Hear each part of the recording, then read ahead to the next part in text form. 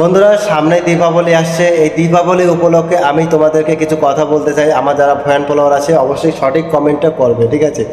তো আমরা কি করি, দীপাবলি এলে পরে বড় বড় শপিং মলে চলে যাই, বড় বড় শপিং মলে চলে যাই, বড় বড় যাই হোক ইত্যাদি ইত্যাদি।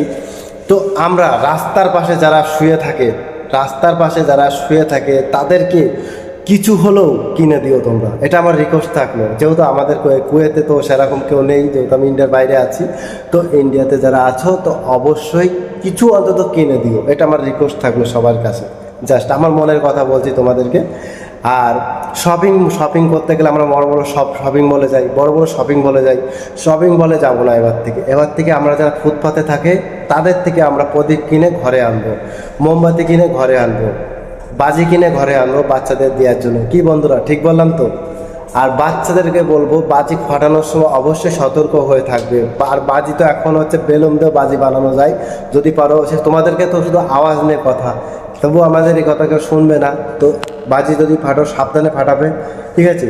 তো এবার থেকে আমরা ওই ফুটপাথের থেকে কিনবো। যারা ছোটো ছোটো ওই তাঁবুটা নিয়ে বসে না, মোমবাতি কিনা, মানে মোমবাতি, ধূপকাঠি, তারপর হচ্ছে প্রদীপ। রিকোয়েস্ট থাকলো, যদি ভিডিওটা ভালো লাগে থাকে আর সঠিক যদি কথা বলে থাকি অবশ্যই কমেন্ট করে জানাবে বন্ধুরা। আর ভিডিওটা ভালো লাগলে শেয়ার করে দিও।